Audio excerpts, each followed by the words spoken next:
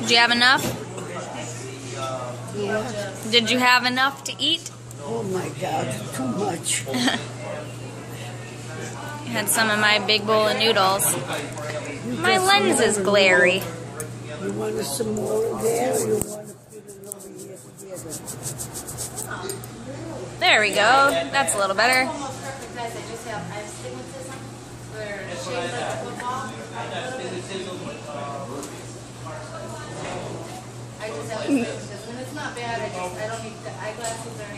We got Italian wedding soup for Grandma, naturally. Some of my pasta marinara, no meat, no cheese. Hey viewers, my name's Cara. I've already vlogged a bit today, but here's some more. Today's the 29th day of Vlog Every Day in April. We're almost done with April, and there are several things that I want to talk about today. So one, I just came from dinner with my grandma. That's what that clip was from. And I just have to say that it really bothers me when young servers and really even older servers, but especially around my age, get into the bad habit of calling their customers pet names. And that goes also for people in patient care fields, nurses and doctors and physical therapists, occupational therapists, whatever the case may be. I used to work at a medical facility, so I was around that a lot too, when people call patients by pet names. And I feel like if you know the person, then it's a lot more acceptable. But our server at the restaurant today was probably about 20 years old, I would guess. She's at least around my age, if not a little bit younger. And I know I look young, but I don't look like a 7-year-old, and she kept calling me pet names, like dear and sweetie and things like that, and it's weird. And when you say things like that to someone who's older than you, it's condescending and it's patronizing, it's belittling, and so that's why when I worked at the medical facility, I was a housekeeper. We were constantly having meetings where they were reminding the nurses and everybody, the nurses were the only ones really doing it, and the nurses' aides and things like that.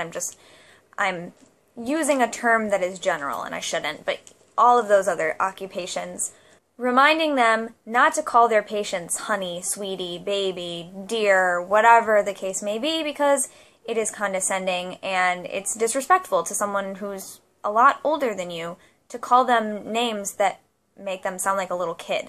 And they would just go right back to doing it 2 minutes later. As soon as we leave the meeting, they would do it to the next patient they saw. I happen to work in an establishment where we try not to be so colloquial with our guests anyway. We say things like ladies and gentlemen and things like that. We might say this young lady, but that's about it, especially if you don't know the person. So it really bothers me if I have a server who's clearly seems to be around my age, even if she doesn't think that I'm around her age because I look young, and who condescends to me. That's just weird. Please don't do it. Don't. Oh, the other thing I wanted to talk about will actually take a lot longer, so I don't know if I want to get into that right now. I don't know, maybe I'll save that for another time. I have to edit yesterday's video as it is, which is going to be pretty long.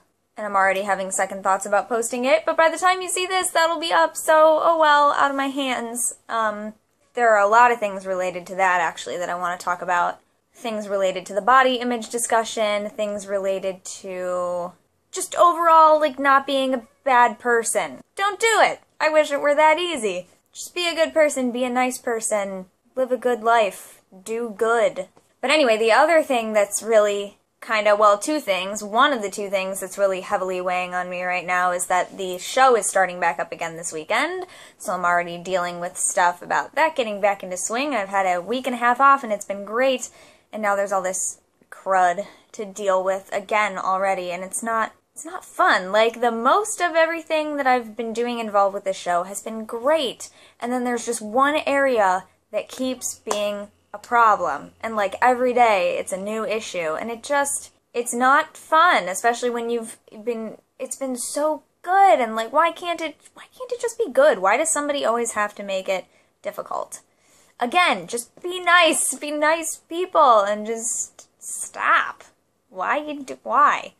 But then the other thing is part of my pure romance business. We are in the middle of a booking blitz right now. It was a challenge over 3 or 4 days that if we book things by the end of today is the last day, that will take place in May or June. That is parties. If we book parties that will take place in May or June and we get the booking by the end of today, then we qualify for all these rewards, and corporate is drawing prizes from the people who have booked the most parties and the teams who have booked the most parties and the consultants who have sponsored the most new people and things like that.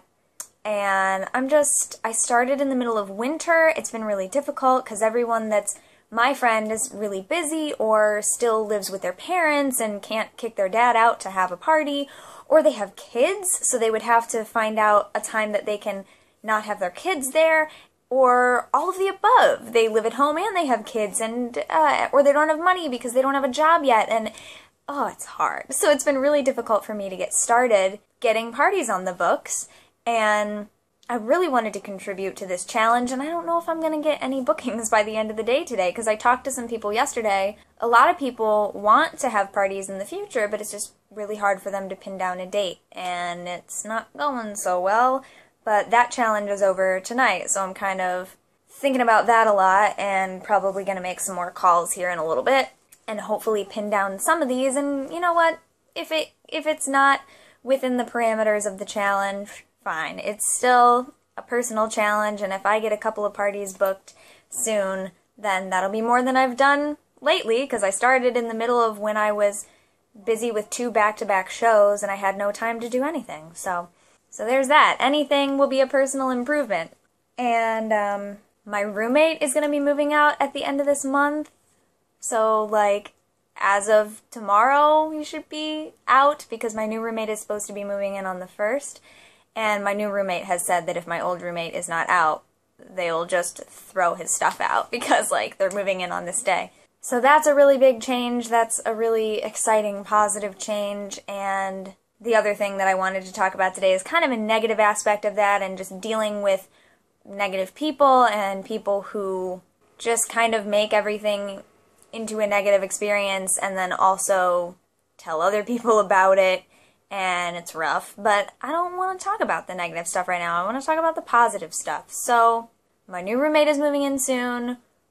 I'm almost done with this show. I'm doing more with my business, I hope.